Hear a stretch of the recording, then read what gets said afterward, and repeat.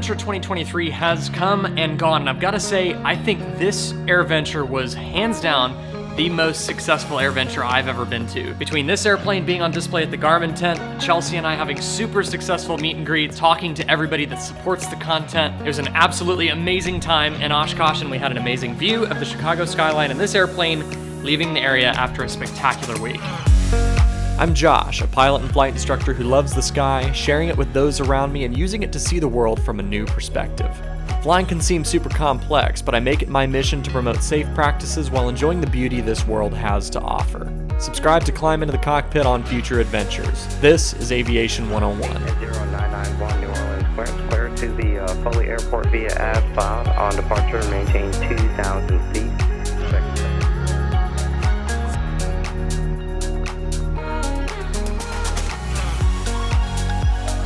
I'm in the hangar unwinding and cleaning the bugs off the airplane after an epic trip to and from Oshkosh, and I can't help but sit here and reflect on the term social media. You know, I feel like I get really in the weeds with the whole media part, producing the content, and it's really easy to forget about the social part of it. And that's exactly what Oshkosh is to me. It's a massive social gathering that gives us an opportunity to interact face to face. And I've got to say, Airventure 2023 was hands down the most successful Airventure I have been to yet. I got a couple things jotted down that I want to mention here. For Oshkosh, I opened up a coupon code FLY2OSH that gave a discount on everything on the e-store on aviation101.com. It ended on August 1st, and I've got to say, a lot of you placed orders. We made a ton of sales on the website, and I really appreciate all of your patronage. Sold a lot of hats, t-shirts, mugs, all that kind of stuff, and the most popular by far was the IFR notepad. If you've ever gotten yourself some merch from the store, including those notepads, I want to see some pictures of y'all using that stuff. Tag me on Instagram if you put it on your story or make a post. I would love to see all that stuff out there in the wild actually being worn and those notepads being used. Airventure 2023 was a big success, I think, for a number of reasons here. Some of them were planned ahead of time and some of them were not. I mentioned the story before in a previous video that I released before Oshkosh. Our plan was to tent camp with this airplane at Oshkosh, and we packed accordingly. But on our way to Oshkosh, we got a call from Garmin basically letting us in on the fact that Mike Patey was bringing turbulence to Oshkosh and he just had a catastrophic engine failure. Of course, our first question was, is everybody okay? I'm really glad that it was a safe outcome for everybody. Mike and his editor Josh were in the airplane. Catastrophic engine failure up at high altitude. They actually used the Garmin equipment to get them straight to an airport, and he ended up making a dead stick landing safely on a runway.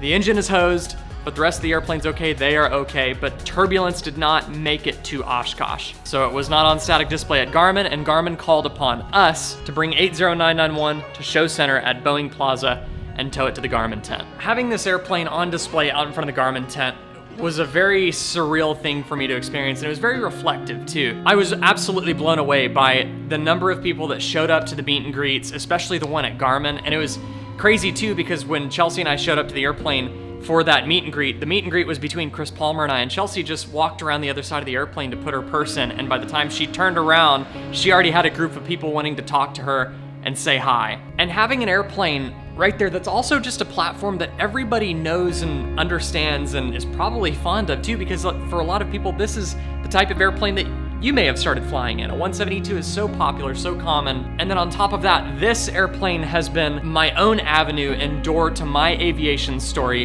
and it's been my avenue to share aviation with all of you on this channel. And to just walk down Celebration Way and see this airplane parked there on display in front of the Garmin tent right in front of Boeing Plaza was just surreal and actually quite an emotional experience for me. My first Airventure was in 2013, so this is my 10th year being exposed to Airventure in Oshkosh, and just looking back as a 17-year-old kid walking through those gates with my friend Dom's grandparents, Larry and Diana. They're the ones that introduced us to Oshkosh, and we drove from Colorado all the way to Oshkosh that year. That was my first time as a fresh private pilot. And here we are 10 years later, seeing the airplane that has been so special to me in my aviation journey, and my dad's aviation journey too, parked right there on display in front of Garmin. And I feel very blessed and very thankful, very grateful for everybody who showed up to come say hi, give me your feedback, tell me your story. So thank you to all of you for showing up and even just coming to say hi. It means the world to me. I love looking over my shoulder and seeing where I started in aviation, where the content started, and looking at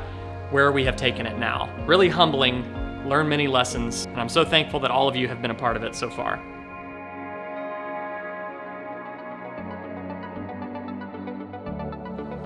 Additionally, from my meet and greet at Garmin and then Chelsea's impromptu meet and greet at Garmin as well, we had a super successful meet and greet at Flying Eyes. We were probably there for about an hour and a half and got to just say hi to everybody that wanted to come up and say hi. We took a lot of pictures with y'all. Again, if y'all post those on social media, it's a little hectic keeping up with social media. I wasn't on my phone too much during the week of Oshkosh, but definitely tag us if y'all post those on your story or on your feed or anything. I want to see those pictures. Most of them were taken on other people's phones. But again, we love saying hi to everybody, and we love drawing people in and sort of drawing a crowd to the booths of the businesses that support us. We really, really love that. And something I could add to that is definitely go out and support the companies that support the content creators that you enjoy.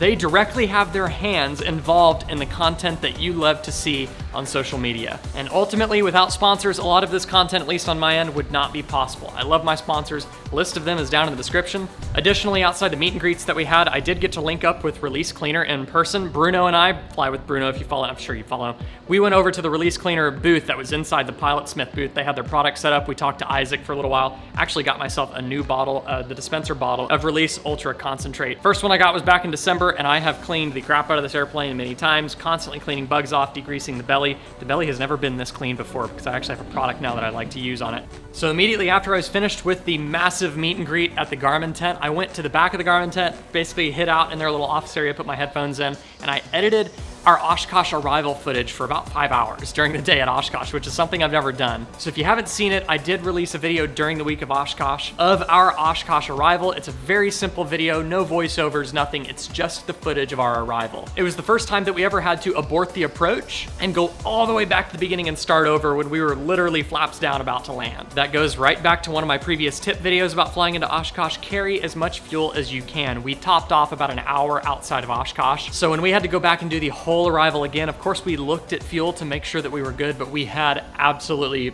plenty of fuel. We did tell ourselves we are willing to do this entire arrival 3 times and then we're diverting for gas.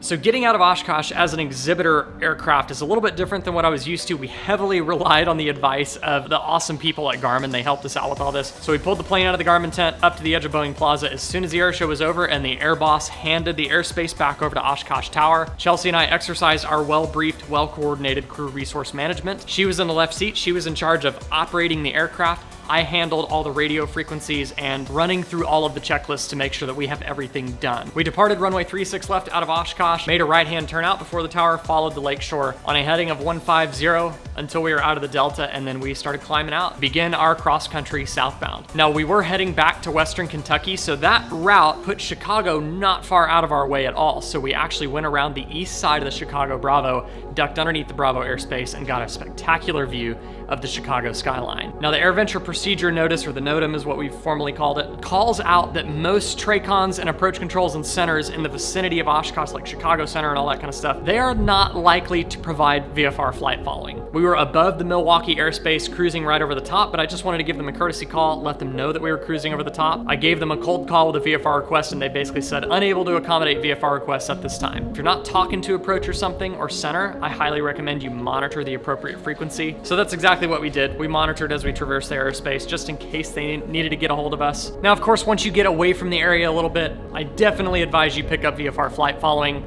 It's just those close-in approach controls like Milwaukee, Madison, Green Bay that are right there in the vicinity of Oshkosh. They are just unable to accommodate. But once you get on the other side of Chicago, for example, which is the direction we're usually going, you can usually pick up flight following with Chicago Center. Or in our instance, as soon as we got on the other side of Milwaukee, like when we were in the vicinity of Waukesha, we called up Chicago Approach and they were able to give us a squawk and gave us flight following underneath the Bravo. They did tell us remain clear of the Bravo. We were not cleared into the Bravo airspace, so we ducked underneath it and flew right over the shore of Lake Michigan, right off downtown Chicago, and it was an absolutely gorgeous flight.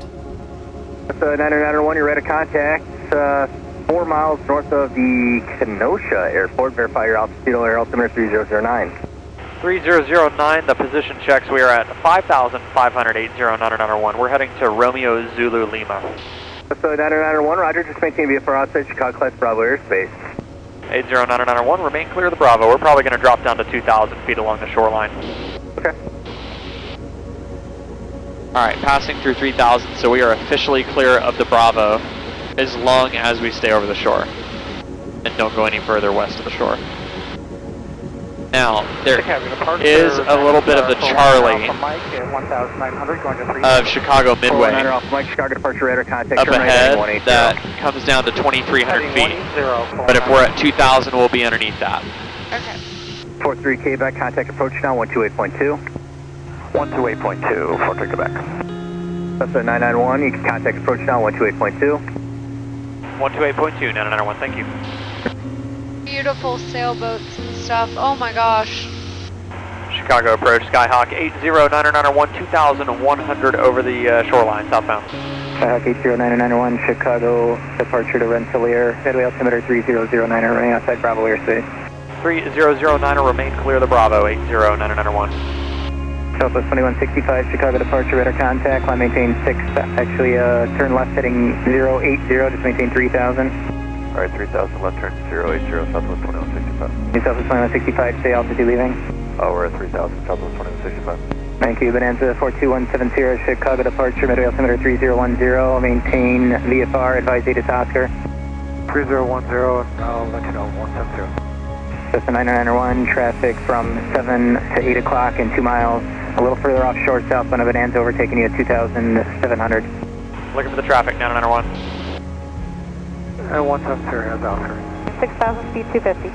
Foxtrot 344, Chicago approach, advise Romeo, expect vector ILS, runway 4 right approach. We have Romeo, expect ILS 4 right, request 4 left, select at 344. Foxtrot 344, make your request with the next controller. Field, Southwest 2165, contact Chicago Center 120.35. The first ever Ferris wheel from the first World Fair. Bonanza 170 has Oscar. Bonanza 170, roger. God, that's gorgeous.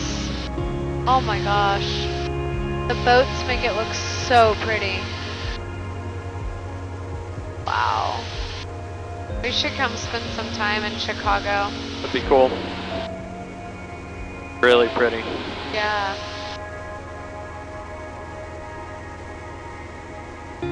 Yeah, and there's where Mixed Field was. Totally unused.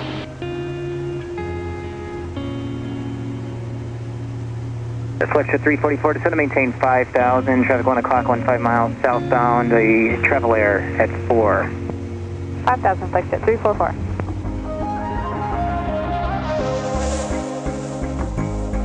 After we cruised past the Chicago skyline, we climbed back up out from under the Chicago Bravo. We stopped for gas at Jasper County Airport in northern Indiana, and we continued with a dusk flight into western Kentucky to our final destination. In the following days, we met Chelsea's parents down at Kentucky Lake, and we camped there for 4 days or so and just relaxed. It was such a good way to wind down, do some fishing on the lake, go kayaking and cook out, and just enjoy the outdoors and the peace and quiet. It was such a perfect way to wind down after the social buzz at an amazingly successful week at Oshkosh. Oh, I wanna stay right here, chilling with my friends for another year. I would walk away from the spotlight for the good life. Oh, come on, turn your hate into poetry, pain into power, enemies to friends, and your minutes into hours. I would walk away from the spotlight for the good life, for the good life. Part 10 of the 3 countries in 3 weeks episode is about to go into editing as soon as I get this video out. That is my next project to edit, so keep an eye out for that in the next week or so. That is gonna be the conclusion of that epic series, where Chelsea and I are gonna prepare to fly this airplane out from West Palm Beach, Florida, over a little stretch of the Atlantic over to Grand Bahama Island, and soak up the beautiful views and the island life for a few days as we conclude this 5,000-mile, 45-day trip. So the 10th and final episode of that series is coming out real soon. Keep an eye out for it. It's probably gonna be a longer one. Again, I wanna thank all of you for coming out to Oshkosh and saying hi, all of you that showed your patronage through using the coupon code, purchasing stuff on the website. I really, really appreciate it. It was so amazing saying hi to everyone. I love getting feedback and just interacting with everybody at such an amazing event. It really does feel like a family reunion, and at that, it was so awesome seeing this airplane on display at Garmin. And thank you so much to all my amazing sponsors, including Garmin, for making all of this happen. I am beyond happy and grateful to see how everything has transpired in the last decade of making content and in the last 10 years of attending Airventure in Oshkosh, Wisconsin. Thank you so much to all of you for making all of that happen. Until next time, everyone, you know the drill. Stay happy, stay healthy, stay current, but most importantly, stay proficient. Go out, enjoy the skies, enjoy aviation with the people that you love around you, and we'll see you in the next episode. Fly safe. Oh,